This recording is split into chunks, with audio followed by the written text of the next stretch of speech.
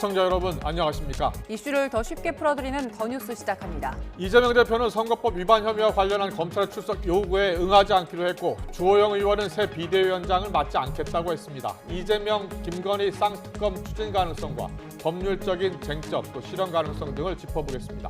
최근 일부 지역 아파트 가격이 억대로 떨어지고 거래마저 뚝 끊겼습니다. 침체기에 진입했다는 분석이 나오는데요. 과거 부동산 침체기 때와 비교해서 무엇이 같고 또 무엇이 다른지 비교해보겠습니다. 먼저 오늘의 주요 뉴스부터 보시겠습니다. 11호 태풍 흰남노가 오늘 새벽 경남 통영에 상륙해 경남 해안과 경북 지역에 많은 비를 뿌리고 동해상으로 빠져나갔습니다. 제주 산간에 1000mm가 넘는 폭우를 뿌렸고 통영 등 남해안에는 초속 40m가 넘는 돌풍을 일으켰습니다. 태풍 흰남노가 관통한 포항에는 시간당 100mm의 폭우가 쏟아지면서 침수 피해가 속출했습니다. 포항에서는 아파트 지하 주차장에 차를 옮기러 갔던 주민 7명이 실종되기도 했습니다. 포스코 포항 제철소 안에서 공장과 연구소 등 4곳에서 동시다발적으로 불이 났습니다. 폭우 속에 진화 작업을 벌이던 직원들이 고립됐다가 구조되기도 했습니다. 이재명 더불어민주당 대표가 오늘로 예정됐던 검찰 소환에 응하지 않고 서면 답변서를 통해 혐의를 반박했습니다. 검찰은 오늘 이 대표의 공직선거법 위반 혐의와 관련해서 경기도청을 압수수색했습니다. 국민의힘은 새 비대위 인선에 속도를 내는 가운데 비대위원장으로 거론되던 주호영 의원은 비대위원장직을 맡지 않겠다고 했습니다. 경찰이 성접대를 받았다는 의혹을 받는 이준석 전 국민의힘 대표에게 오는 16일 출석해 조사를 받으라고 통보했습니다. 우크라이나의 자포리자 원자력 발전소의 마지막 송전선이 러시아군의 포격으로 끊겼습니다. 핵 재앙이 발생할 수 있다는 우려가 나오고 있습니다. 네, 태풍 흰남노는 동해로 빠져나갔지만 피해가 적지 않습니다. 좀 더 자세히 짚어드리겠습니다. 가장 피해가 큰 포항으로 먼저 가보겠습니다. 태풍 흰남노는 아침에 이 포항 근처를 지나갔는데 큰 비를 뿌리면서 피해가 막대합니다. 현장 연결하겠습니다. 김철희 기자. 네, 경북 포항시 구룡포 시장에 나와 있습니다. 네, 큰 비를 뿌리고 지나갔습니다. 포항 피해가 심각하죠? 네, 이곳 시장 상황을 전해드리기 앞서 먼저 방금 들어온 속보 먼저 말씀을 드리겠습니다. 포항 인덕동에 있는 아파트 지하주차장에서 주민 7명이 실종됐다는 소식인데요. 오늘 새벽 6시 반쯤 차량 이동 주차라는 관리사무소에 안내 방송을 듣고 나갔다가 실종된 7명을 현재 소방당국과 경찰이 찾고 있다고 합니다. 자세한 소식 들어온 대로 더 자세히 알려드리도록 하겠습니다. 네, 말씀하신 것처럼 이 시장도 태풍으로 인한 피해가 컸는데요. 밖에서 쏟아져 들어온 진흙 때문에 시장 바닥이 엉망진창이 됐습니다. 진흙과 함께 가게 한 집기부터 밖에서 들어온 쓰레기까지 곳곳에 쌓이면서 걸어 다니기가 힘들 정도고요. 현재는 경찰까지 투입돼 복구 작업을 벌이고 있습니다. 시내 다른 곳에서도 피해가 잇따랐는데요. 포항 죽도시장에서도 아침 시간 흙탕물의 시장 주변 거리가 침수돼 피해가 발생했습니다. 특히 태풍이 지나간 이후 정전으로 산소 공급이 끊기면서 화로들이 폐사 위기에 처했습니다. 포항 신광천이 흘러 넘치면서 펜션이 붕괴 위기에 처하기도 했는데요. 태풍 영향에 5,000여 있는 펜션 인근 집안이 가라앉았고 오늘 아침 투숙객 6명이 급히 대피했습니다. 뿐만 아니라 장성시장과 장성 빗물 펌프장이 침수되고 두호 종합시장도 물에 잠겼습니다. 앞서 말씀드린 것처럼 5,000업 아파트 지하주차장에서 차량을 이동하려던 주민 7명이 하천 급류에 휘말려 실종됐는데요. 지금까지 태풍으로 포항에서 1명이 숨졌지만 수색 중인 실종자가 있어 희생이 더 늘어날 가능성도 있습니다. 지금까지 경기 포항시 구룡시장에서 YTN 김철입니다. 태풍 흰남노가 지나간 포항에는 학교 뒤편 야산이 무너져 내리기도 했습니다. 토사가 무너지면서 차량이 흙에 파묻혔고 인근 주민들에게는 대피령이 내려지기도 했습니다. 역시 현장에 YTN 취재기자 나가 있습니다. 임성재 기자. 네, 포항 대흥중 뒤편에 나와 있습니다. 네, 사고가 발생한 지 얼마 안 됐습니다. 현재 복구 작업은 진행 중입니까? 네, 이 학교 뒤편은 말 그대로 아수라장을 방불케 합니다. 굴착기 4대가 동원돼 복구 작업을 진행하고 있지만 시간이 걸릴 거로 보입니다. 제 옆으로 보이는 것처럼 한쪽에는 무너진 흙과 나무가 뒤엉켜 있고요. 이 승용차도 옆으로 넘어지거나 흙에 잠겨서 옮기기도 어려운 상황입니다. 이 주민들은 이른 아침부터 놀란 가슴을 쓸어내려야 했습니다. 포항 용흥동 대흥중 뒤편 동산이 무너져 내린 건 오늘 아침 7시 40분쯤입니다. 태풍 피해로 토사가 무너져 내렸고 바로 밑 건물 주차장을 덮친 건데요. 인근 골목길에도 토사가 내려오면서 차량 10여 대가 그대로 파묻힌 상황입니다. 인근 아파트 주민들에겐 긴급 대피령이 내려졌습니다. 포항시는 아침 8시 7분 추가 붕괴 위험이 있다며 대피령을 내리기도 했습니다. 현재까지 학생들 피해는 없습니다. 경북 지역 유치원과 초중고 천여 곳 가운데 정상 수업을 치르는 건 18곳에 불과한데요. 중고등학교는 학교장 재량으로 휴업하거나 원격 수업을 하고 있습니다. 이 사고가 난 야산 위에 있는 대흥중학교도 이 원격 수업을 진행하는 날이었습니다. 이 밖에 오늘 하루 유치원과 초등학교는 대부분 임시 휴업합니다. 지금까지 포항 대흥중에서 YTN 임성재입니다. 오늘 오전 포항에 있는 포스코 포항 제철소 안에서 동시다발적으로 불이 났습니다. 소방당국은 한때 전국 동원용 1호를 발령하기도 했는데요. 화재 발생 4시간 만에 초진을 완료했는데 인명피해는 아직까지 없습니다. 현장 취재기자 연결합니다. 이성우 기자. 네, 포스코 포항 제철소 앞에 나와 있습니다. 네, 일단 지금 초진이 된 상황이죠? 네, 그렇습니다. 화재 발생 4시간 만에 초진됐습니다. 다행히 인명피해는 없었지만 제2 열형 공장의 전기실 한 동이 모두 불에 탔는데요. 불을 완전히 다 끌 때까지는 다소 시간이 더 걸릴 것으로 보입니다. 불이 난 건 오늘 오전 7시 20분쯤입니다. 포스코 주변 주민들은 큰 폭발음과 함께 검은 연기가 치솟았다고 말했는데요. 포항 시내에서도 불꽃과 연기가 보일 정도로 화재 규모가 컸습니다.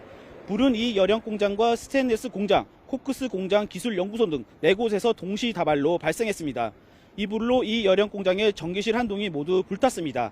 불이 나자 소방당국은 전국 동원령 1호를 발령한 뒤 인원 190여 명과 장비 80대를 동원해 진화에 나섰습니다. 또 구미와 충주, 여수 등지에 있는 고성능 화학자도 출동시켰습니다. 한때 포스코 자체 소방대원 4명이 진화 도중 폭우로 고립돼 소방차 위에 대피하기도 했는데요. 공장 직원 18명도 공장 내부에 물이 차서 고립됐다가 구조됐습니다. 포스코는 현재 외부에서 보이는 공장 내 불은 제품 생산 공정에서 발생하는 부생가스가 타는 모습으로 이번 공장 화재와 직접적인 관련이 없다고 밝혔습니다. 순간 정정으로 회사 내 설비 가동이 중단됐고 부생가스가 폭발할 위험이 있어 외부에서 태우는 이른바 방산 작업을 하고 있다는 겁니다. 이때 발생한 불꽃이 제철소 여러 곳에서 보이면서 대형 화재로 오인한 일이 발생했다고 해명했습니다. 지금까지 포항 제철소 앞에서 YTN 이성호입니다. 네, 앞서 지금 속보로 전해드렸는데요. 경북 포항시 남구 아파트 지하 주차장에서 지금 주민 7명이 실종된 것으로 지금 전해지고 있습니다. 실종 신고가 접수됐고요. 지하 주차장에서 침수 우려로 차를 이동 주차하러 간 주민들로 추정이 되고 있습니다. 저희 YTN 취재기자가 현장으로 갔습니다. 현장 연결되는 대로 소식을 전해드리겠습니다. 태풍 흰남노의 영향으로 부산 지역에서 월파 현상이 발생하면서 해안 지역의 피해가 속속 확인되고 있습니다. 파도의 직격탄을 맞아 큰 피해를 본 상가도 있습니다. 현장에 취재기자 나가 있습니다. 차상은 기자. 네, 부산 밀락동에 나와 있습니다. 네, 바다와 바로 맞닿은 지역인데요. 지금 그쪽 피해 상황은 어떻게 집계되고 있습니까? 네, 제가 나와 있는 곳은 부산 밀락동에 있는 수변 공원인데요. 이 공원의 해안길을 따라서 철제 울타리가 설치가 돼 있었습니다. 하지만 지금은 보시는 것처럼 대부분 구간이 이렇게 넘어져 있습니다. 지난 밤 사이에 파도가 방파제를 넘어오는 월파 현상이 발생하면서 파도의 힘을 이기지 못하고 망가져 버린 겁니다. 건너편에 있는 상가 1층 편의점까지 파도가 밀려들면서 가게 내부는 폭탄을 맞은 것처럼 쑥대밭이 됐습니다. 판자로 가게 전체를 막아 놓았는데도 밀려드는 파도를 막기에는 역부족이었습니다. 그나마 다행인 점은 영업하지 않는 상태에서 사고가 나면서 인명피해가 발생하지 않았습니다. 태풍 흰남노의 영향권에 들었던 부산 지역에서는 이처럼 월파 피해가 속출했습니다. 이곳에서 얼마 떨어지지 않은 해운대 마린시티에서도 파도가 방파제를 넘어와 일부 상가가 피해를 받고 광안리 해수욕장 일대에도 파도와 함께 쓸려온 모래가 해안도로를 덮치면서 지금까지도 통행이 불가능한 구간도 있습니다. 피해 지역들의 상가 일부가 침수되거나 파도에 맞아 내부 시설물이 파손됐고 인도와 도로 시설물도 훼손됐습니다. 강풍으로 가로수가 쓰러지거나 주택 지붕과 간판 등이 뜯기는 등 부산 지역에서 태풍 관련 신고가 300건 넘게 들어왔습니다. 날이 밝은 이후로부터 피해 신고가 꾸준히 이어지고 있어서 전체 신고 건수와 피해 규모는 더 늘어날 수 있습니다. 태풍은 지나갔지만 파도는 여전히 매우 높게 일고 있고 때때로 강한 바람도 불고 있습니다. 해안 지역에 계신 분들께서는 안전에 유의하시길 바랍니다. 지금까지 부산 밀락동에서 YTN 차상훈입니다. 네, 이번엔 제주로 가보겠습니다. 11호 태풍 흰남노가 지나간 제주 지역은 전신주가 부러지고 건물 지붕이 통째로 날아가는 등의 피해가 잇따랐습니다. 일단 지금은 거센 비바람이 그치면서 제주특별자치도는 재빠른 복구 작업을 펼치고 있습니다. 역시 YTN 취재기자 연결합니다. 윤성훈 기자. 네, 제주 옹포리 포구에 나와 있습니다. 네, 제주 지역 곳곳에서도 피해가 많이 발생했습니다. 지금 복구 작업은 시작이 됐다고요? 네, 제가 있는 이곳은 피해 흔적이 아직 고스란히 남아 있습니다. 직접 보시겠습니다. 보시는 것처럼 철제 슬레이트는 부서진 채 바닥에 나뒹굴고 있습니다. 그 바로 밑에는 부서진 목재가 발견됩니다. 또 바로 옆에는 그 포대자루들이 쌓여 있는 것을 보실 수 있는데요. 그 안에는 시멘트 조각들이 담겨 있는 상황입니다. 지금 보신 잔해물들은 바로 이곳에 떨어져 있던 철제 지붕의 잔해물입니다. 바로 옆 창고에서 떨어져 나온 지붕이 오늘 오전만 하더라도 이곳 바닥에 널브러져 있었는데 제주해양경비대에서 해체 작업을 도우면서 지금은 저렇게 정리가 된 상황입니다. 또 뒤쪽 편을 보시면 그 전신주가 설치되어 있는 모습을 보실 수 있을 텐데요. 오늘 오전만 하더라도 이곳에 있던 전신주는 주동강이 난 채 부러진 상황이었습니다. 현재는 그 복구 작업을 마친 상황입니다. 그러나 그 옆에 있는 통신주는 밑부분이 구부러진 채 바닥에 떨어져 있는 모습을 보실 수 있는데 흰남노가 동반한 거센 바람 때문에 전신주가 부러지고 창고 지붕이 날아간 겁니다. 피해 창고 주인의 이야기 직접 들어보시죠.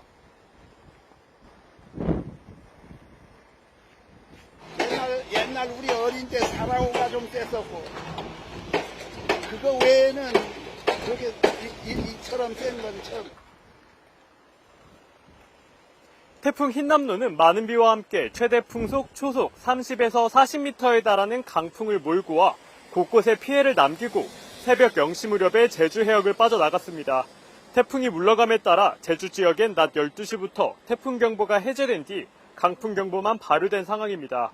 소방당국은 모두 285건의 안전조치를 실시했다고 밝혔습니다. 차량과 주택 등에 고립된 주민 14명을 구조했습니다. 또 곳곳에서 나무가 부러지고 간판이 떨어지는 피해가 발생해 관련 안전조치도 실시했습니다. 정전 피해가 컸지만 현재는 복구가 마무리된 상황입니다. 어젯밤부터 제주 전 지역에서 18,000여 호가 정전됐는데 오전 11시 30분 기준 복구가 마무리됐습니다. 어제 밤만 하더라도 거센 비바람에 복구 작업이 쉽지 않은 상황이었지만 날이 개면서 복구 작업도 상당히 빠르게 진행되고 있습니다. 다행히 실종이나 사망 등 인명피해는 없는 것으로 확인되고 있습니다. 지금까지 제주 옹포리 포구에서 YTN 윤성훈입니다. 수도권에 내린 호우주의보는 해제됐지만 서울 주요 도로 곳곳은 여전히 통행이 통제되고 있습니다. 밤새 많은 비가 내린 데다 주요 댐에서 방류가 이어지면서 오후까지 교통통제가 이어지는 건데요. 지금 상황 어떤지 현장 취재기자 연결해서 알아봅니다. 송재인 기자. 네, 서울 잠수교에 나와 있습니다. 네, 지금 잠수교는 계속해서 통제가 되고 있는 겁니까? 네, 그렇습니다. 보시다시피 잠수교는 어젯밤 9시 50분쯤부터 이렇게 가득 물에 잠겨 차량 통행이 통제되고 있습니다. 아침 무렵부터 비는 그쳤지만 팔당댐 방류의 영향으로 일대 한강 수위는 여전히 통제 기준인 6.2m를 넘어서고 있습니다. 오전 10시쯤 8.8m까지 오른 뒤 서서히 낮아지곤 있지만 속도가 더딘 만큼 오후에도 계속 통제될 걸로 보입니다. 태풍 흰남노가 부른 집중호우 뒤 북한 간 수계댐들도 방류를 이어가면서 다른 도로도 통제된 상황입니다. 대표적으로 올림픽대로는 여의하류와 여의상류 나들목 구간이 어제 자정쯤부터 양방향 차량 진입이 막혀 있습니다. 올림픽대로 가양대교에서 동작대교 15km 구간도 마찬가지입니다. 다만 일대 수위가 상대적으로 낮아진 일부 도로들은 오늘 오전 통제가 해제됐습니다. 강변북로와 동부간선도로, 내부순환도로 통제 구간은 오전 11시 35분쯤 모두 해제됐습니다. 다만 도로 상황은 실시간으로 변동하는 만큼 혼선을 줄이기 위해 오늘 하루는 되도록 대중교통을 이용하시는 게 좋겠습니다. 지금까지 서울 잠수교에서 YTN 송재인입니다. 지난달 집중호우로 큰 피해를 봤던 수도권 주민들은 태풍이 비켜가면서 가슴을 쓸어내렸습니다. 다만 여전히 복구 작업이 완료되지 않아서 추석을 앞두고 마음이 편치만은 않은 상황인데요. 현장 연결해서 분위기 알아보겠습니다. 정인용 기자. 네, 저는 경기 광주시 태촌면의 한 마을에 나와 있습니다. 네, 광주시 태촌면 이번에 태풍 피해는 없었지만 여전히 복구할 게 많은 상황이라고요. 네, 이곳 일대 주택은 지난달 폭우 때 흙더미 피해를 입으면서 그 피해가 지금도 여전한 상황입니다. 제 뒤로 보면 흙더미 무게를 이기지 못하고 주택 외벽이 붕괴된 모습을 보실 수 있고요. 내부에는 곰팡이가 잔뜩 피어난 모습도 볼 수 있습니다. 또 바깥도 상황은 크게 다르지 않은데요. 각종 토사들이 쌓여 있거나 또 이렇게 가재 도구들이 방치된 채 버려져 있습니다. 오늘도 굴착기들이 오가는 등 복구 작업이 거의 한 달째 끝나지 않고 있어서 주민들은 태풍 피해가 없었는데도 표정이 밝지만은 않은 상황입니다. 이곳 경기 광주시에서는 지난 폭우 당시 산사태가 40건 가까이 발생한 거로 집계됐는데요. 이들 지역 상당수는 내년 상반기 구조물이나 댐 설치 등 사방 사업이 완료되기 전까지는 방수포를 덮어두거나 모래주머니를 쌓아두는 등 임시 조치가 내려져 있는 상황입니다.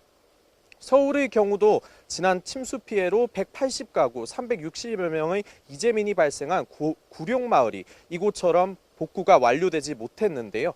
구룡마을에서는 폐건축 자재 등 수해 쓰레기를 버리거나 침수됐던 주택의 바닥 공사 같은 복구 작업이 계속되고 있습니다. 주민 이야기 들어보겠습니다. 지난번에 그 350mm 밤에 폭우 왔을 때 그때하고 똑같아요 상황이. 비참합니다. 비참하고 뭐 누구한테 뭐 하소연할 일도 없고 그냥 자연재해니까 뭐 어쩔 수 없지 하고 그냥 내 마음속으로 다스리고 있어요. 수해 지역 주민들은 태풍이라는 큰 고비를 넘겨 우선은 다행이라는 반응인데요. 하지만 무엇보다 추석을 앞두고 온전한 일상생활을 할 수 있었으면 하는 바람이 가장 큽니다. 지금까지 경기 광주시 퇴촌면에서 YTN 정인용입니다. 태풍 흰남노는 한반도를 빠져나갔지만 포항을 중심으로 부산과 거제, 경주 등 곳곳에 흔적을 남기고 갔습니다. 사회일보 취재기자와 함께 지금까지 피해 상황 짚어보겠습니다. 강민경 기자 나와 있습니다. 어서 오세요. 안녕하십니까? 네, 일단 이번 태풍 흰남노 규모, 경로 그리고 인명피해 상황 간단히 짚어볼까요? 네, 일단 이번 태풍 11호 태풍인 흰남노는 역대급 규모라고 불렸는데요. 태풍 강도 4단계 중에 세 번째인 매우 강을 유지한 채 오늘 자정쯤에 제주도를 지났고요. 새벽 4시를 넘긴 시간에 지금 이제 내륙으로 상륙한 뒤에 아침 7시 10분쯤에 울산을 지나서 이제 태풍의 영향권을 우리나라가 벗어났습니다. 네, 제보 영상이 여러 개 들어왔잖아요. 좀 상황을 자세히 영상 보면서 짚어보겠습니다. 지금 포항 쪽 피해가 컸다고 전해지는데 어떤 영상들 들어왔습니까? 네, 일단 제보 영상 소개드리기 전에 인명피해 하나 좀 간단하게 짚어야 될 것 같습니다. 포항시의 침수 지하 주차장에서 7명이 실종된 상태라고 합니다. 제철동에 있는 아파트라는 제보가 저희 측에 들어왔는데요. 일단은 좀 더 추가로 확인해 봐야 할 상태고요. 이 사람들이 지하 주차장에 차를 찾으러 갔다가 나오지 않고 있다고 이제 신고가 들어온 건데요. 자세한 소식은 저희에게 들어오는 대로 계속 전해드리도록 하겠습니다. 네, 그리고 일단 이 실종된 7명은 중대본 통계 발표에는 들어가지 않은 상태입니다. 중대본에서 현재까지 7명을 제외하고 잠정적으로 확인된 인명피해는 사망 1명, 실종 2명, 부상 1명입니다. 오늘 오전 8시쯤에 포항시 남구 오천읍 도로에서 70대 여성이 급류에 휩쓸려서 숨진 채 발견이 됐습니다. 또 울산과 포항에서 각각 20대 남성이 실종돼서 수색 작업이 진행되고 있지만 물살이 좀 불어나서 어려움을 겪고 있다고 합니다. 네, 강민경 기자가 얘기한 그 7명 실종 사고 관련해서는 저희가 들어오는 대로 소식을 전해드리겠고요. 자, 그리고 포항 학교 앞에 야산에서 산사태도 발생했다고 하는데 포항에 다른 제보들도 많이 들어왔죠. 네, 일단 포항 제보 관련 순차적으로 좀 설명을 드리겠습니다. 보겠습니다. 가장 피해가 컸던 곳이기도 한데요. 여기가 한반도를 태풍이 빠져나가기 전에 마지막으로 강타한 곳이기도 합니다. 우선 태풍이 지나간 시간인 오전 7시쯤에 포항 제철소 제2열연 공장에서 전기실에서 불이 났다고 합니다. 다만 이번 화재와 태풍과의 관계성 그리고 피해 규모는 현재 조사 중이라고 하고요. 다만 저희 쪽에 오늘 오전까지만 해도 포스코에서 불기둥이 솟아오른다는 영상 제보가 지금 영상에 보시다시피 많이 들어왔는데요. 태풍 때문에 오늘 공장 가동을 안 한 포스코가 잔여가스를 태우는 과정이었고 화재와는 직접 관련이 없다고는 합니다. 네, 이어서 말씀하신 포항 학교 앞 야산의 산사태 상황 좀 설명을 드리겠습니다. 예. 네, 포항 용흥동의 아파트와 회사, 중학교가 있는 야산에서 산사태가 계속 발생하고 있다는 제보가 저희 측에 9시 정도까지 들어왔는데요. 일단 지금 보시는 곳이 포항 용흥동 대흥중학교 뒤편 동산입니다. 그런데 지금 보시다시피 토사가 완전히 무너져 내렸고 산사태가 그대로 토사가 지금 이동하고 있는 모습조차 보이고요. 지금 위에 보시면 흙이 낭떠러지로 계속 떨어지고 있는데 저 낭떠러지를 통해서 아슬아슬하게 걸쳐 있는 나무들이 있거든요. 그 나무들마저 시간이 좀 지나면서 계속 완전히 추락을 해버리는 모습까지 저희가 확인할 수 있었습니다. 그리고 영상에 보이는 2층짜리 건물은 회사라고 하는데요. 저 회사 안에 있는 지하주차장까지 완전히 다 잠겨버린 상태라고 하고요. 이 영상을 찍은 곳은 근처 아파트인데 지금 보시다시피 흙탕물이 빗물을 타고 아파트 앞에 도로까지 지금 나무보다 무너지는 모습 보이실 거고요. 빗물을 타고 아파트 앞 도로까지 흘러 넘치면서 주민들이 긴급하게 대피하기도 했다고 합니다. 이 부분은 저희 취재 기자가 계속 전달드리고 있으니까요. 내용 계속 살펴보겠습니다. 네, 추가적으로 펜션이 붕괴될 위기라서 투숙객들이 급하게 대피하는 일도 있었습니다. 지금 영상 보시는 곳은 오늘 아침 10시쯤에 경북 포항시 오천읍 항사리에 있는 풀빌라 펜션을 찍은 영상인데 그 펜션 앞에 흐르는 하천이 신광천이라는 곳이거든요. 태풍으로 불어나서 여기가 범람을 하면서 하천 물살 때문에 집안이 침하됐고 그것 때문에 지금 보시는 풀빌라 건물이 거의 뭐 가라앉아서 그렇습니다. 거의 붕괴까지는 아니지만 붕괴에 근접할 정도로 간 상황입니다. 일단 내부에 있던 그 투숙객들은 급하게 대피를 한 상황이라서 인명 피해는 없지만요. 지금 추가적으로 소방이 또 대처를 마찬가지로 하고 있다고 합니다. 네, 또 포항을 대표하는 시장이죠. 죽도 수산시장 쪽에서 촬영된 영상 하나 더 보시겠습니다. 이게 오전 9시쯤에 촬영된 영상인데요. 평소 인파는 뭐 보이질 않고 인도 곳곳 그리고 차도까지 완전히 먹어버린 물들, 특히 흙탕물들이 보이실 겁니다. 특히 여기가 아무래도 시장, 또 수산시장이다 보니까 활어들이 굉장히 많은데요. 이따른 정전으로 수족관의 산소 공급이 끊기면서 이 활어들이 폐사 위기였다고 합니다. 그래서 상인들이 좀 피해를 호소하시고 있는 상황이고요. 아무래도 태풍 피해 복구하는 과정에서 앞으로 집계될 재산 피해는 이런 것들을 다 집계하다 보면 상당할 거라고 추측이 되고 있습니다. 네. 지금 포항의 피해 상황들 좀 짚어봤고요. 이번엔 부산 쪽 피해 짚어보겠습니다. 지금 부산에서는 파도가 들이치는 그 와중에 한 남성이 영상을 찍으러 들어갔다가 휩쓸려 갈 뻔한 사고도 발생했다고요? 네, 그렇습니다. 부산은 포항보다는 조금 전에 흰남노가 지나간 상태인데요. 아무래도 이번 태풍이 굉장히 크다는 소식이 많이 들어오다 보니까 이제 시민분들께서 뭐 영상 촬영을 하거나 유튜브를 찍으러 들어가셨다가 파도 휩쓸리는 경우가 발생을 했습니다. 지금 보시는 영상은 어젯밤 부산 해운대구 우동 마린시티 앞에 방파제인데요. 이게 어젯밤 11시 40분쯤인데 이 남성이 해운대 파도를 영상으로 촬영을 하다가 갑자기 들이닥친 파도에 휩쓸려 갈 뻔한 상황이거든요. 지금 자세히 들으면 좀 소리가 이렇게 들리실 겁니다. 네, 그렇습니다. 이게 저희 측에 들어오진 않았지만 CCTV 화면을 좀 보면 남성이 막 도로까지 들이닥친 파도에 그대로 휩쓸려서 흔적도 없이 사라진 모습까지도 확인할 수 있었습니다. 그러니까 저렇게 소리를 지르시는 당시 급박한 상황이 어느 정도인지 이해가 가고요. 지금 저기 카메라 각도 앵글이 굉장히 흔들리는 이유는 이분이 스마트폰을 땅에 떨어뜨린 겁니다. 그러니까 파도 때문에 스마트폰을 분실을 하면서 지금 어찌할 바를 모르고 앵글이 흔들리는 모습도 보일 수 있고요. 다행히도 신고를 받고 출동한 경찰이 이 남성을 그래도 무사히 구하했습니다. 그래서 안전한 곳으로 인계를 했다고 합니다. 또 한편으로는 또 이게 저희가 온라인 커뮤니티 영상을 하나 좀 보여드릴 건데요. 부산 해운대 해수욕장에서 오늘 오전 6시 30분쯤에 한 외국인 남성분이 저기 지금 좌측 우측에 보일 텐데 갑자기 수영하고 싶다면서 바다에 뛰어드는 일이 벌어졌습니다. 저 시각이면 되게 위험한 시간대였는데요. 네, 그렇습니다. 이제 태풍의 눈 자체는 좀 지나갔지만 비바람이 계속 몰아치는 상황인데 저 남성분이 갑자기 외국인분이 수영하고 싶다고 뛰어드는 부분이 온라인 커뮤니티를 통해서 확산을 했는데요.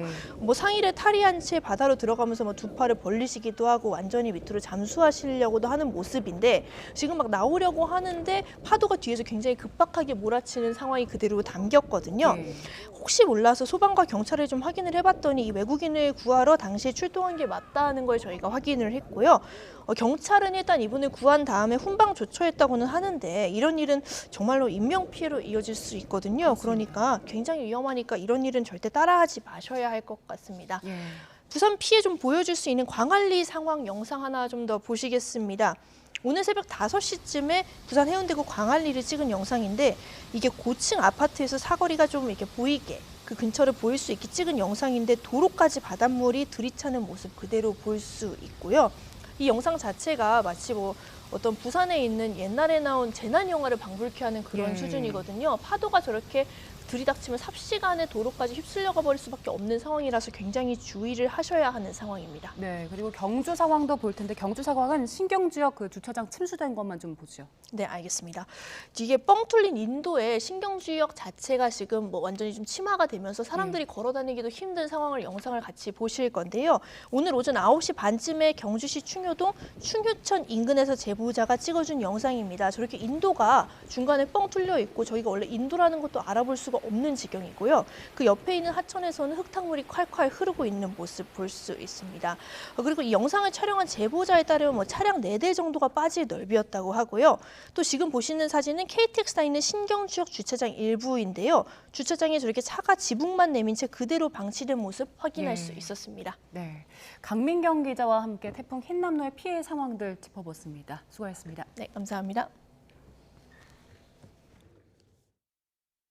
YTN 김영수입니다.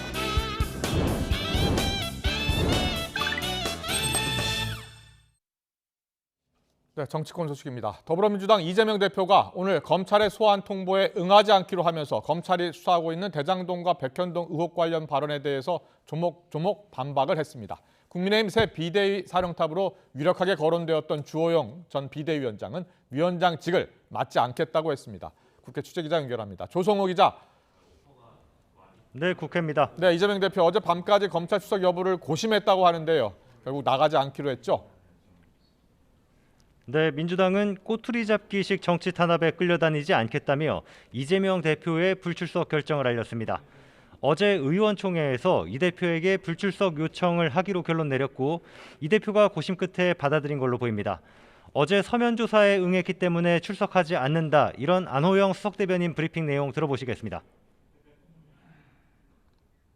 이재명 대표는 어제 오후 검찰이 요구한 서면 조사서에 소명에 필요한 답변 진술을 기재하여 중앙지검에 보내고 유선으로 통지했습니다.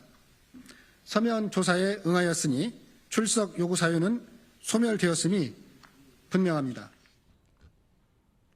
그러면서 이 대표 발언이 허위라는 검찰 주장을 조목조목 반박했는데요. 백현동 용도 변경 과정에 국토교통부 압박이 있었고 국민의힘 압박 때문에 대장동 공공개발을 포기했다는 등의 지난해 경기도 국정감사 때 발언은 모두 사실이라고 주장했고요. 김문기 전 성남도시개발공사 처장에 대한 기억도 경기지사 당선 이후라고 강조했습니다. 이재명 대표 불출석에 대해서 국민의힘도 입장을 냈죠. 네, 국민의힘 박정하 수석대변인은 논평을 통해 정치 탄압을 들어 소환에 불응한 건 겹겹의 방탄에 의지해 법위에 군림하는 초법적 존재가 되려 하는 거라고 비판했습니다.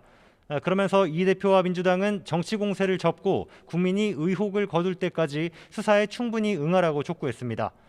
권성동 대표 권한대행 겸 원내대표도 검찰 소환에 이 대표도 예외 없이 응해야 한다고 말했습니다. 들어보시죠.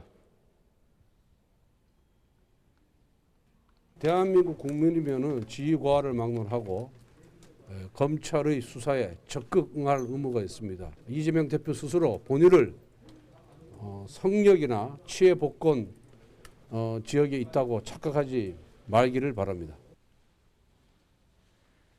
반면에 민주당 박홍근 원내대표는 주가 조작과 허위 경력 의혹 윤석열 대통령의 부인 김건희 여사의 주가 조작과 허위 경력 의혹 특검법안을 최대한 조속히 발의하도록 박차를 가하겠다고 밝혔습니다.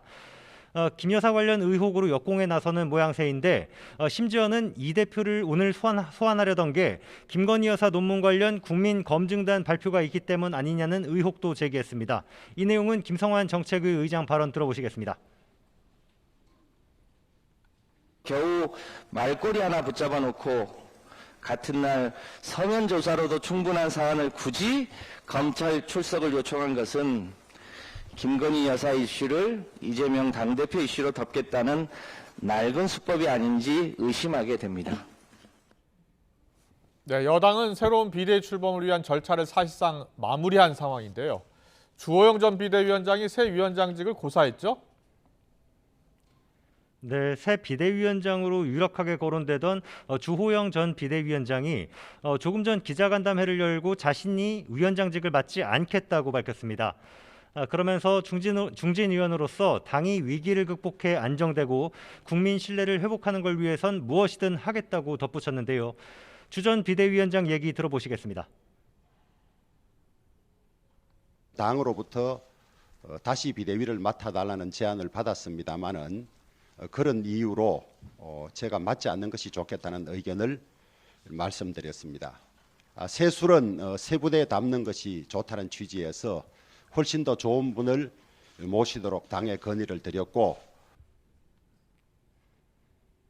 이런 가운데 권성동 권한대행은 오늘 오전부터 선수별로 의원들과 만나 의견을 듣고 있습니다. 새 비대위원장으로 누가 적합할지 이준석 전 대표가 추가 법적 대응을 예고한 상황에서 당이 어떻게 대응하는 게 좋을지 등에 대한 이야기를 주고받는 걸로 알려졌는데요. 오전 11시부터 중진 의원들과 만났고 지금은 재선 의원들과 만남을 이어가고 있습니다. 오전 중진들과 간담회에서 어떤 의견을 나눴는지 정진석, 조경태 의원 얘기 들어보시겠습니다. 우리 원내대표께서 우리 중진들 의견도 좀 듣고 또 우리 초재선 의원들 의견도 듣고 그래서 전반적으로 이렇게 의견을 취합해서 결정하실 겁니다. 그래서 이번에 비대위원장이 누군가가 됐을 때 또 가처분 인용이 되면 어떻게 하냐, 어떻게 될 거냐 이런 약간 우려 섞인 목소리는 좀 있었습니다. 중진 의원들은 비대위 인선과 관련해선 권성동 권한대행에게 일임하기로 했습니다. 권 권한대행은 간담회를 마친 뒤 기자들과 만나 비대위원장 인선은 내일 늦게나 모레 오전에 알게 될 거라고 말했습니다. 지금까지 국회에서 YTN 조성호입니다.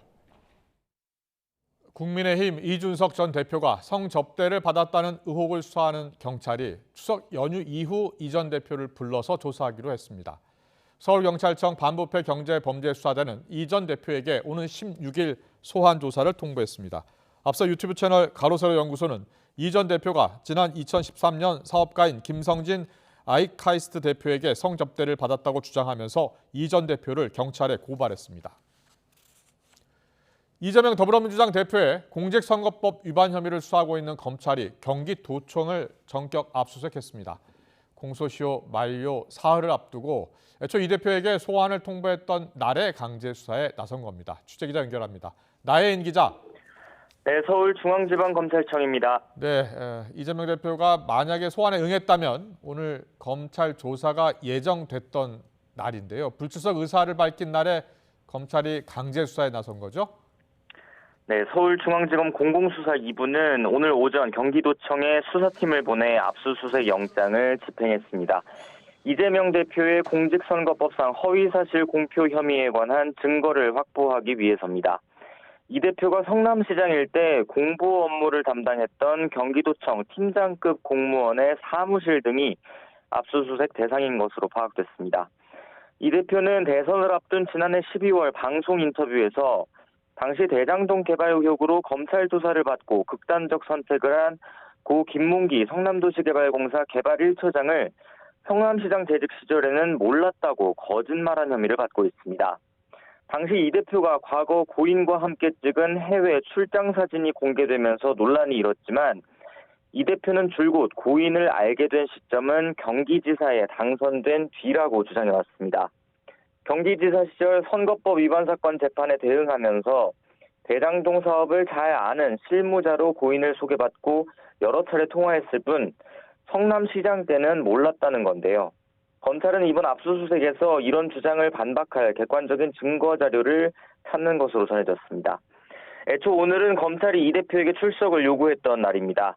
이 대표의 불출석 의사가 공개된 당일 검찰이 압수수색에 나서면서 여러 해석이 나오고 있습니다. 하지만 검찰은 압수수색 영장을 법원에 청구해서 발부받기까지는 시간이 걸린다며 오늘 강제 수사가 이 대표의 소환 불응과는 관련이 없다고 설명했습니다. 검찰은 오늘까지 확보한 증거와 어제 이 대표 측에서 우편으로 보낸 서면 답변서 내용 등을 바탕으로 당시 이 대표 발언이 의도적인 허위사실 공표였는지 판단할 계획입니다. 이 대표의 기소 여부는 선거 사건 단기 공소시효가 끝나는 오는 9일 전에는 결정될 예정입니다. 지금까지 서울중앙지검에서 전해드렸습니다.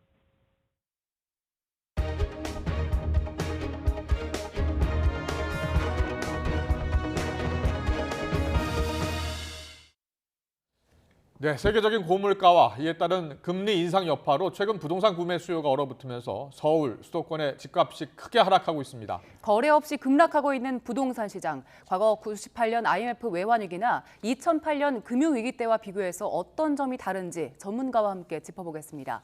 박원갑 KB국민은행 부동산 수석연구위원 연결돼 있습니다. 나와 계시지요? 네, 안녕하십니까? 네, 안녕하십니까. 최근에 여러 보도로 확인이 되고 있는데 서울의 주요 아파트, 일부 아파트의 거래 가격이 3억 원에서 5억 원씩 급락한 거래가 있다는데 맞습니까? 네, 그렇습니다. 실제로 실거래가로 확인이 되고 있고요. 예.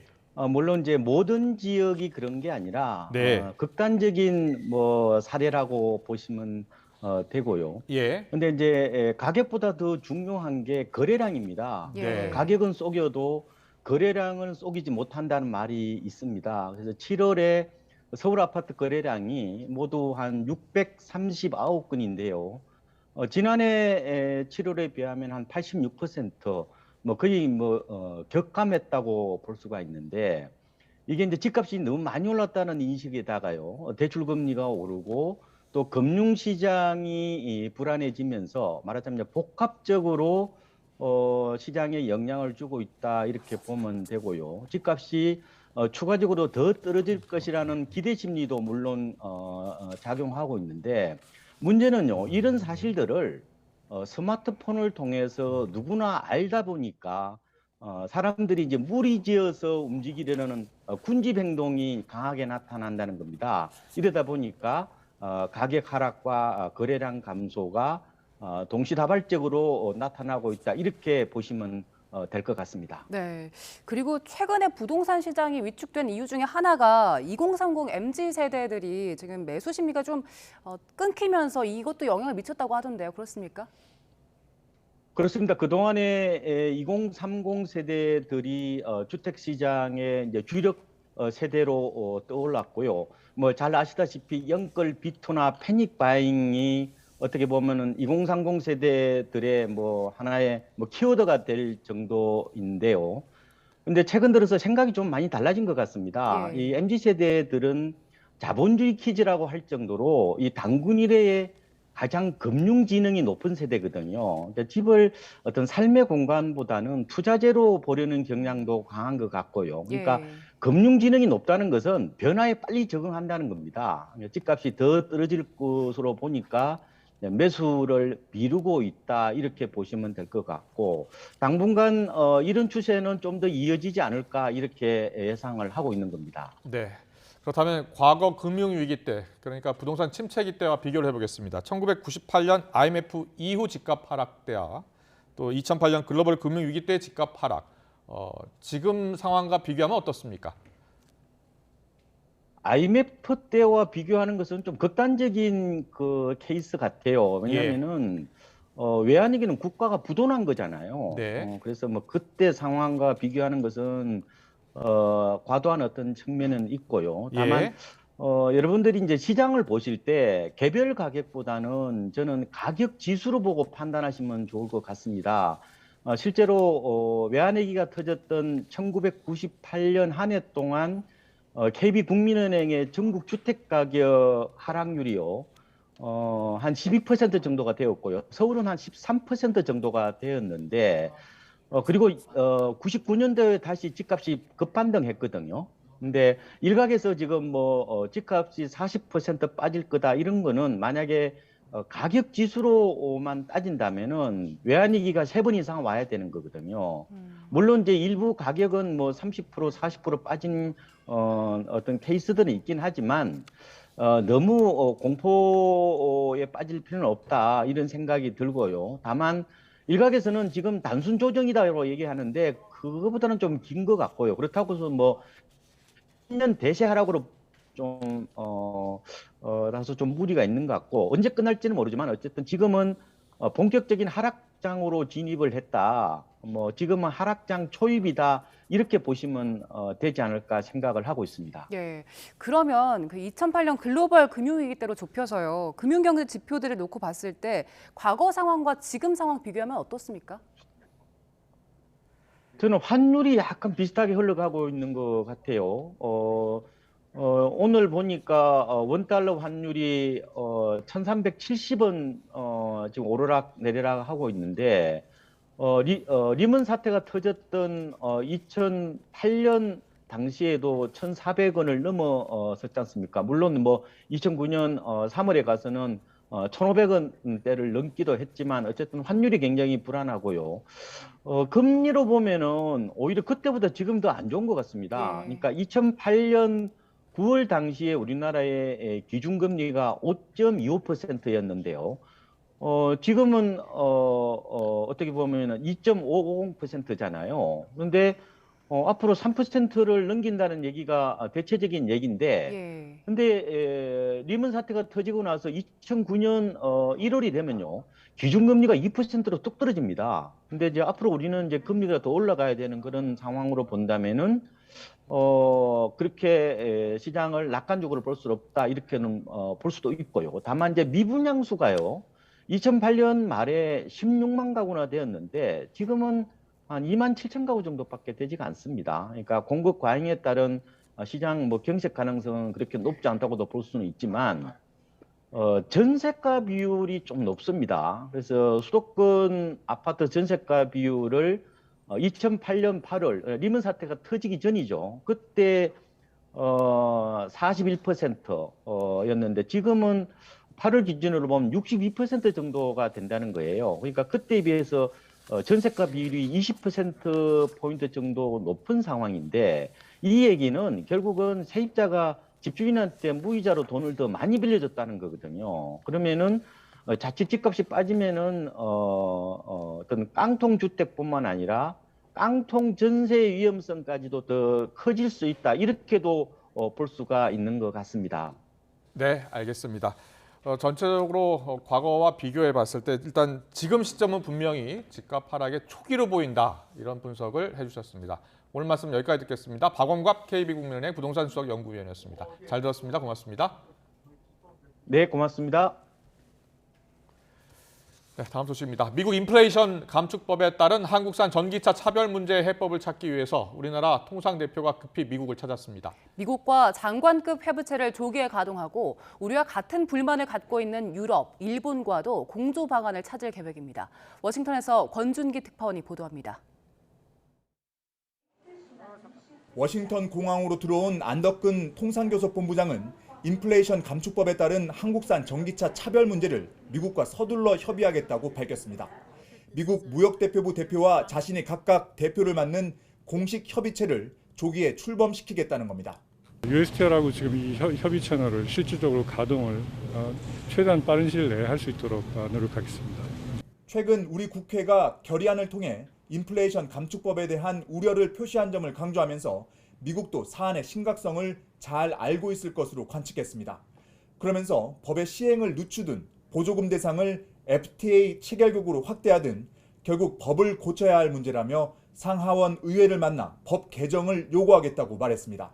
법안 개정하는 것이 조기 이루어지기는 좀 어려운 상황입니다만은 입법적으로 풀 수 있는 부분과 행정부 차원에서 풀 수 있는 문제, 이 다각적인 해결책을 저희가 지금 모색을 하고 있습니다.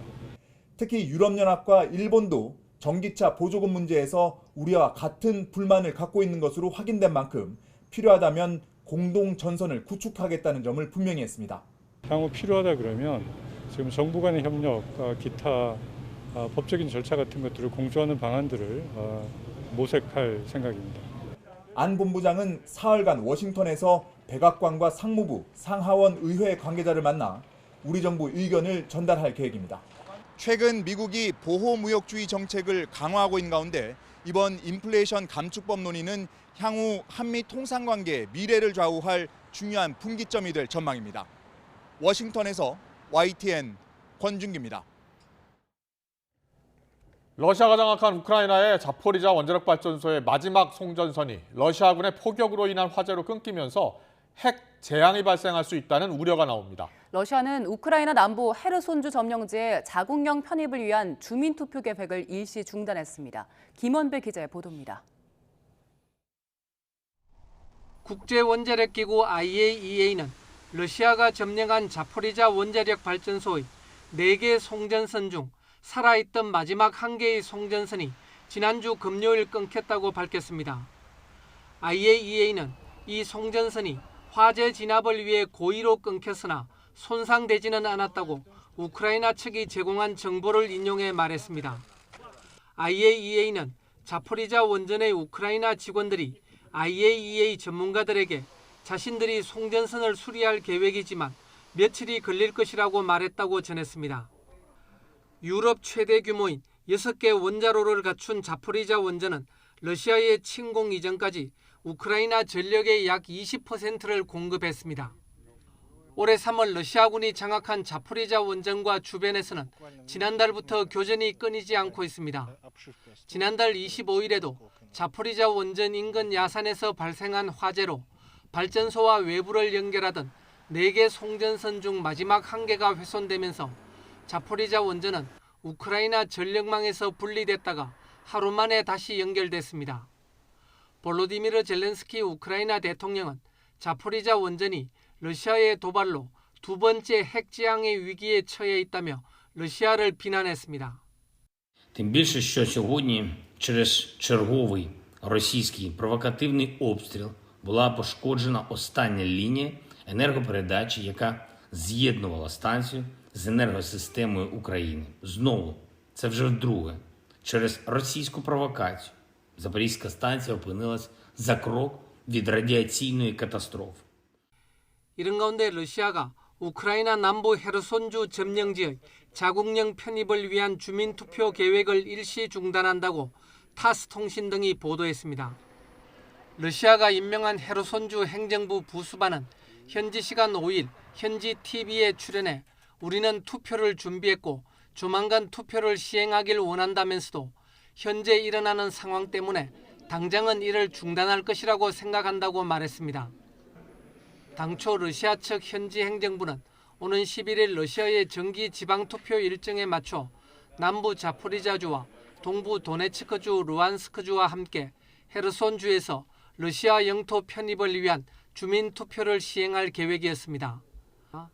그러나 7월 말부터 우크라이나가 헤르손과 자포리자 수복을 선언하고 이들 지역 러시아군의 후방 보급로와 탄약고를 집중 포격하면서 러시아군이 일부 병력을 후퇴시키고 있습니다. YTN 김원배입니다. 서울은 태풍의 영향권에서 벗어나면서 맑은 날씨를 되찾았습니다. 마지막까지 영향권에 들었던 동해안과 울릉도, 독도도 비가 대부분 그쳤는데요. 내일은 전국이 쾌청한 하늘 속에 완연한 초가을 날씨를 맞겠습니다. 현재 제11호 태풍 흰남노는 울릉도를 지나 동해상으로 진출했습니다. 태풍특보는 모두 해제되고 제주도에는 강풍주의보가, 해상에는 풍랑주의보가 남아있는 상황입니다. 지난 주말부터 나흘간 제주 산간에는 1000mm가 넘는 폭우가 내렸습니다. 또 남해안과 제주도에는 초속 40m가 넘는 돌풍이 기록됐는데요. 곳곳에서 피해가 속출한 만큼 저녁까지 강한 바람과 너울로 인한 피해가 없도록 주의를 기울여 주시기 바랍니다. 내일은 전국이 대체로 맑겠고 공기도 깨끗하겠습니다. 내일 아침 기온은 오늘과 비슷하거나 조금 낮겠습니다. 서울 17도, 광주 18도, 부산 19도에서 출발하겠습니다. 내일 낮 기온은 예년과 비슷하거나 조금 높겠습니다. 서울 27도, 대구 28도, 광주 29도가 예상됩니다. 다가오는 추석 연휴 동안에도 비 예보 없이 대체로 하늘 표정은 좋겠고요. 일교차 큰 전형적인 초가을 날씨가 이어질 전망입니다. 여전히 동해안에는 폭풍해일주의보가 발효 중입니다. 너울성 파도도 높게 일고 있으니까요. 해안가 안전사고에 각별히 유의하시기 바랍니다. 지금까지 서울 상암동에서 YTN 원희다입니다. 네, 태풍 피해가 큰 포항에서 실종 신고가 잇따르고 있습니다. 지하 주차장에서 차를 빼러 간 주민들이 실종된 겁니다. 네, 지금까지 파악된 바로는 아파트 2곳에서 모두 8명이 주차장에서 실종됐습니다. 이어지는 뉴스에서 현장 연결을 알아봅니다. 잠시 뒤에 뵙겠습니다.